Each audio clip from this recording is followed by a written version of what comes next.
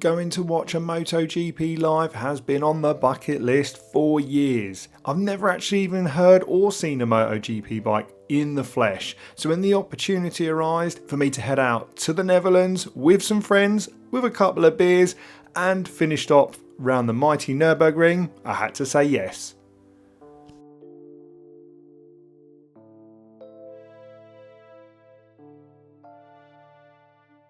Those that are familiar with the channel will know I was planning to take the trusty GSXR 600 K6. We'd kitted the bike up with the Ventura luggage.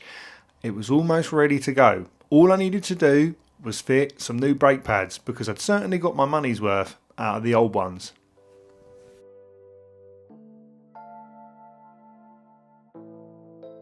Again, for the regular followers of the channel, you'll know I'm an ambassador for the Nex helmets here in the UK. So obviously I was going to be going in my WST3 and I'd managed to get my hands on the Harman Kardon audio system so I could be fully equipped for the 1200 odd mile road trip.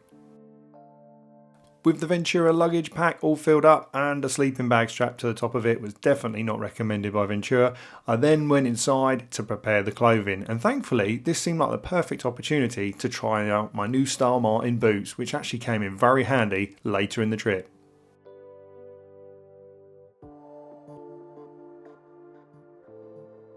Filled with nerves and excitement, I'm ready to go. I'm kitted up, the bike's ready. I get the trusty jigsaw out the garage. I wish I could tell you everything went plain sailing from this point forward. But as I wheeled the bike out on the driveway, the missus came down to give me a kiss goodbye, hit the start button, and nothing. My worst fear. In the panic, I hadn't recorded this. As you can see here, I've got footage from the driveway, which isn't even ideal. But what you don't see is my missus in her dressing gown, bless her, gives me a bump start down the road. And that is never how you want to start a trip.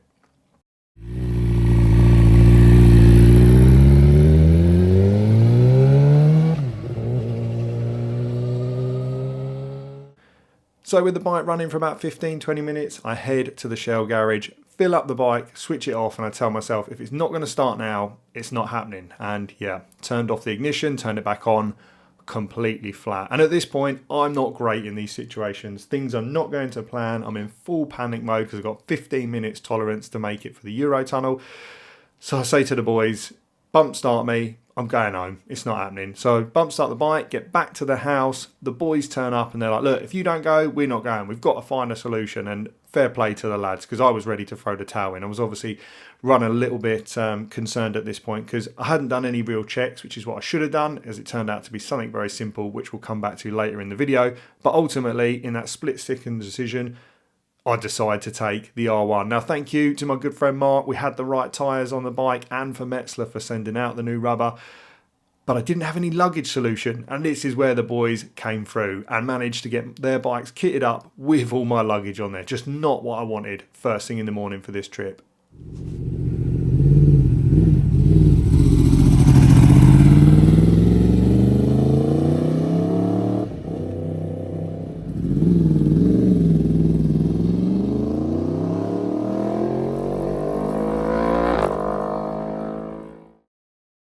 The total trip was going to be 430 miles, but our first leg to the Eurotunnel was roughly 90 miles from where I am in Staines. Again, a massive thanks to the boys for getting my luggage strapped to their bikes. Unfortunately, having the R1M, I just couldn't risk strapping anything to the carbon bodywork. Imagine cracking or scratching something, it'd break my heart. But they managed to do it, and without them, this trip wouldn't have happened for me. So again, got to hand it to the boys. One of the drawbacks was that I didn't manage to strap all the recording gear that I needed for the trip. So microphones, drone, all that sort of stuff had to be left behind because I just didn't have the space to carry it. So I do apologise if the audio is a little rubbish through parts. But ultimately, I had an iPhone and a DJI Osmo to record with, and I think I managed to get most of the stuff for the trip. But after that, we made our way through the Eurotunnel. Unfortunately missed breakfast because of my tight time schedule. I managed to get boarded up on the bikes. I like that your passport's easily identifiable. Now the question is, will we get the glass cart? It'll be the question, young Spencer. Glass cart? We're the one with the glass roof, because like literally 1500 metres before the shore, you can literally come out on the beach, you see all the sea in it. It's mental. Sadly, winding up Spence didn't work. He was just too engaged in his phone to see if we could pull off tricking him to thinking there was a glass cart, which, if you haven't gathered already, there's not. But we get on board the Eurotunnel, and the beauty of the Eurotunnel versus the ferry is it takes about 35-40 minutes to get from the UK over to France. I think the ferry's about 2 hours. Certainly a much faster alternative for us because we wanted the fastest route there as possible. As this certainly wasn't going to be an enjoyable ride. Now I was on the R1, a super sport bike for 400 miles. I'd never planned to do that sort of mileage on this bike, but I tell you what, as the video goes on, I'm certainly glad I did. But anyway, we get boarded up, strap the bikes in place. Well, when I say strap, just wedge them against the track on the carriage, and then we make our way over to France.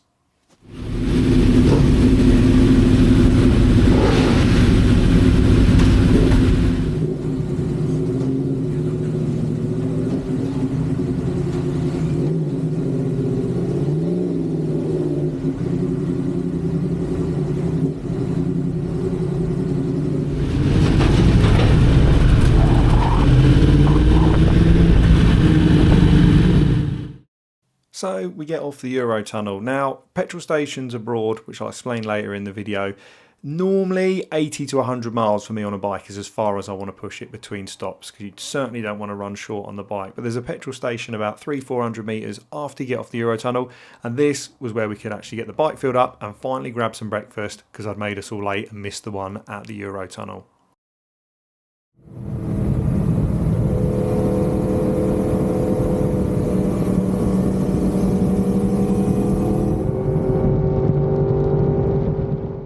Belgium is simply flat and boring for the motorway part of it. Nothing exciting to report, just the highlight being stopping at services for a drink and the odd tunnel on the run as well. Certainly picked up the excitement a little bit for the ride.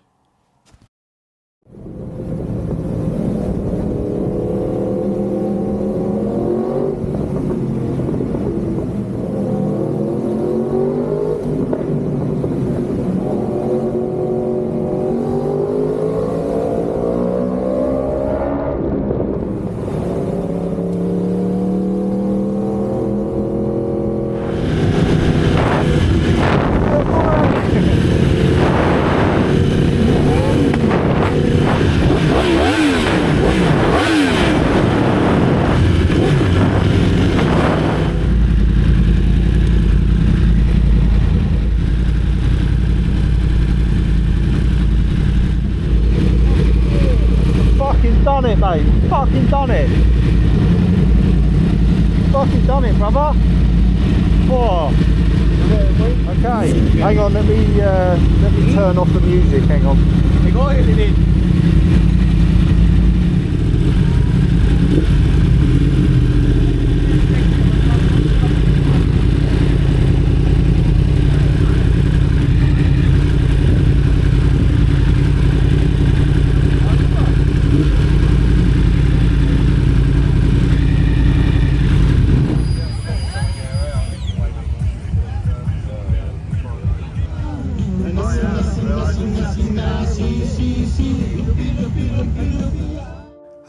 We had made it. It was time to let the partying begin. Were our bodies ready for it? Probably not, but it certainly wasn't going to be a dull evening checking out the campsites.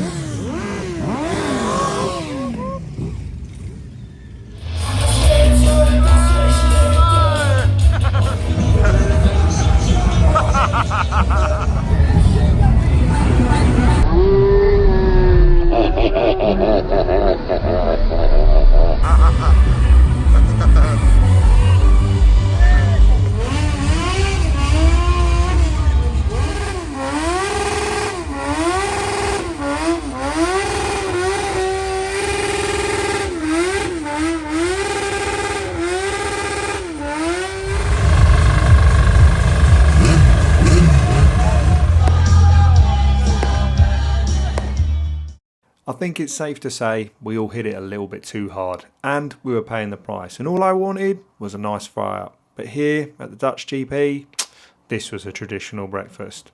But anyway, we soldiered on, made our way to the track, and as it was a day before race day, it was a good chance to walk around and check out the practice and qualifying.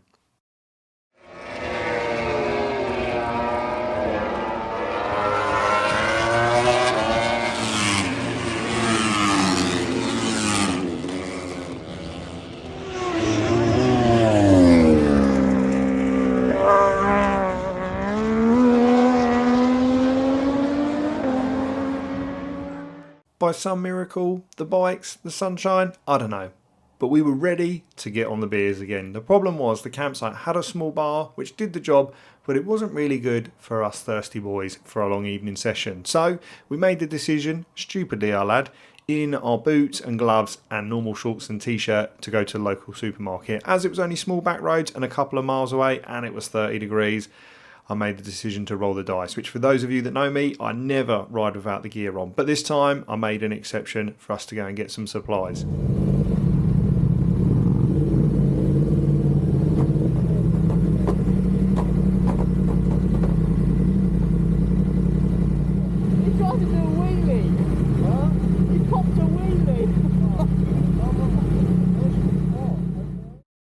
Yes, ladies and gentlemen, as you saw, Spence had a little clutch slip, shall we say, which ultimately resulted in the top box coming loose. Could have been disastrous, could have hit someone, could have hit a car, could have broken, and we couldn't have got the beers back or our luggage for the second part of the trip. But thankfully, other than Spence's pride, everything was in good order. Our new favourite supermarket, Jumbo, thankfully had beers on the shelf and big bags of ice. And what did this mean? Well, ladies and gentlemen, the top box was going to be used as our cooler to transport the beer back. And by the time we got back to the campsite, everything should be nice and cold. And then it'd be on into Assen itself, which uses a short bus run to bring us to the party. And this again was another messy night.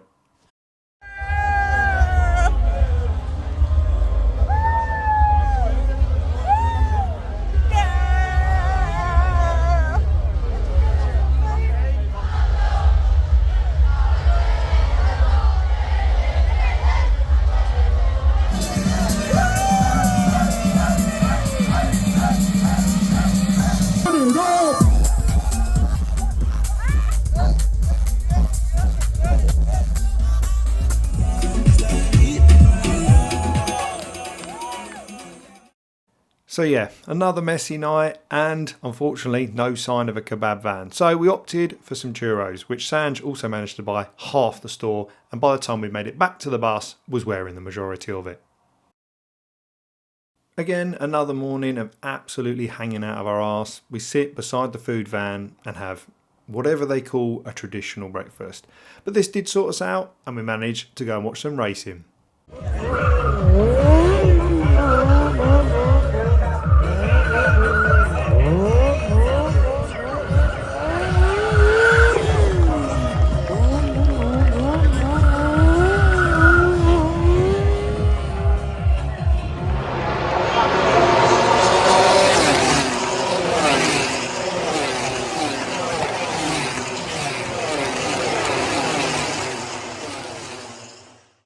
What an absolutely incredible time at the Assen Moto GP. A big thanks to the boys again for getting the luggage out there. A massive thanks to my old friend Rich for making it all happen. He was the man with the ideas and the plan. And I've also got to say a big shout out to the Northern boys that we met there. Just full of laughs day in, day out, and they really made the trip.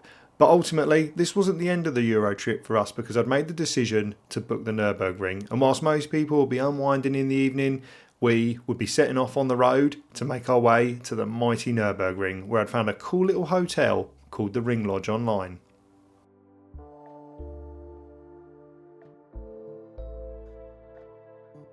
Just like going through Belgium, our journey to the Nurburgring was equally as dull. Thankfully, all very straightforward, but it was just miles and miles of boring motorway.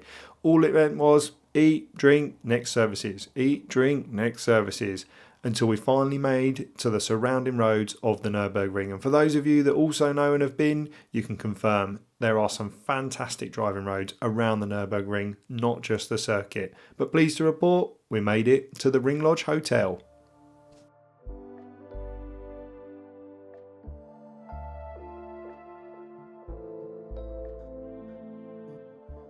The Ring Lodge Hotel did not disappoint, and it's always a little bit concerning when you've never stayed somewhere before and you're booking it, especially as I was booking it for me, Spence and Sanj, so I had to make sure it was on point, and it literally is a petrol head's paradise. You can walk around and see absolutely everything is motorsport thought out, and even when you look through from the hallway, you can see into the garage where Fabrice's stunning GT3 sits, waiting for Nurburgring action.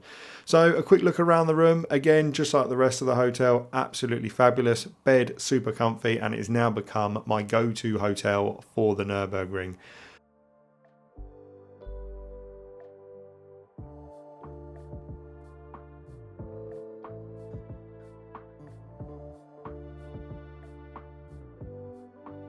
After carrying a quick walk around the garage and drooling over the machinery, we get the bikes tucked up in the garage for safe, secure parking, and Fabrice kindly runs us down to the local Italian restaurant as no taxis were running on a Sunday evening. And what I will say, certainly worth checking out this place. It is delicious and the beer is freezing cold, although you'd think by this point we'd have had enough. But we carried on working our way through, and then Fabrice kindly picked us up as well. Thanks again, mate. Top service.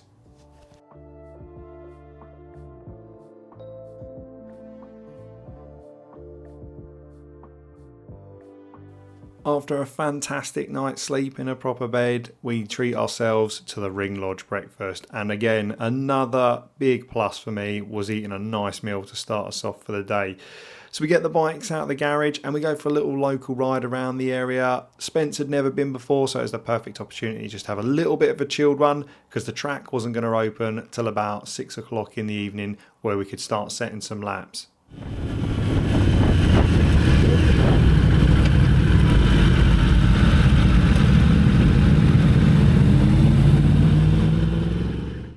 The evening finally rolls round and the mighty Nurburgring circuit is open. I absolutely adore this place, but I also have huge respect for it, not only because I'm miles away from home and the bike's got to get me back the following day, but also that if you do get it wrong, it's incredibly expensive to crash. And to be honest with you, covering just 10 laps overall in total, I'm still very cautious and still learning a lot from the track and the lines. But that said, we head off and have an absolutely wicked time.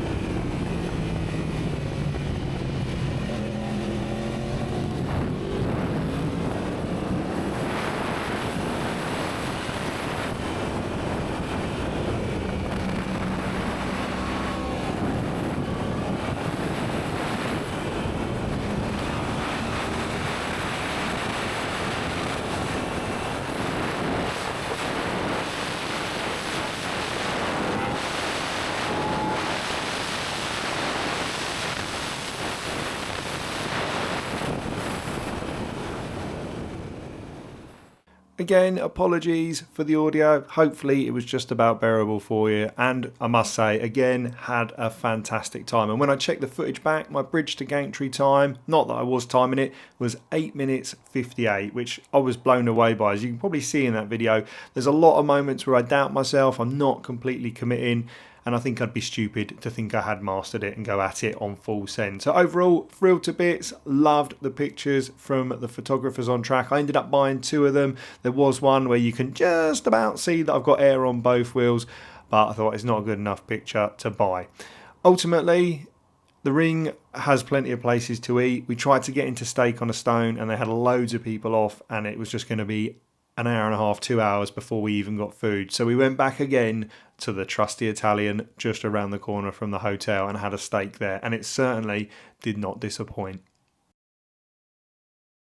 Sadly, it was time to go home. We'd had a fantastic trip, and I'd also unfortunately used up all my please stay dry wishes, especially for the Nurburgring session the evening before. And as you can see, the tarmac was wet, and as we got more into the journey, it was just absolute downpour. I wasn't expecting to get any real footage of this, nor did I have any interest, unfortunately. I was absolutely soaked through. The part of my back, like by my kidneys, was absolutely freezing because I was soaking wet for just hours. Sports bikes life, I just wasn't prepared for the weather, stupidly with travelling. But what I will say, again back to those Star Martin boots, something I hadn't realised is they were completely waterproof. So whilst the rest of me was absolutely drenched, my feet were bone dry.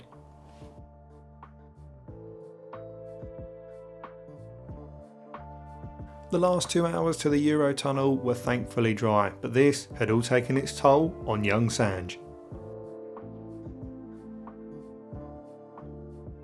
That's a wrap on our Euro trip. As I mentioned earlier, an absolutely incredible time, met some great people and partied with some old friends. These sort of things I think you've just got to go and do, because life is just going by far too quickly to pass up the opportunity to do this if you can. So I hope you guys and girls enjoyed watching, and the only final clips to leave you with are the bike back home and having a look at what actually happened to my once trusty GSXR 600. When I got home, I literally threw the bike in the garage, locked it up and hadn't looked at it for a couple of days. But when I finally decided it was time to get the old girl back out and give it some TLC, I'm pleased to report the Metzlers have done incredibly well. I mean, 1100, 1200 miles, 3 laps of the Nurburgring, in the rain, in the dry. I think they've worn really well. They haven't squared off. They still look on point. So yeah, a big shout out to Metzler for sending those over for me to try. Really impressed with them. But ultimately, the bike was filthy and it needed a good deep clean. And that is where the trusty snow foam comes out. And again, my chief mechanic is carefully watching to make sure everything done's properly. Back to the GSXR, and a very embarrassing outcome. Essentially, it was just a flat battery. I fully charged it. Battery held over 13 volts coming straight off the charger. Started it up, 14.5 volts running. The problem was, as soon as you left it for 3 or 4 days, the battery was just dropping off, even when it wasn't connected to the bike. So it was potentially just a dead cell. But the new battery has rectified that. And I did let the old girl go. I didn't think it was going to be something I was going to do, but that trip on the R1, it just cemented it for me. It is the bike I'm going to be riding all the time. I absolutely adore it. And whilst I've got some great memories on the Gixxer, it was time to let her go. So I hope Zane, the new owner, look after her, mate, and hopefully I'll see it out and about.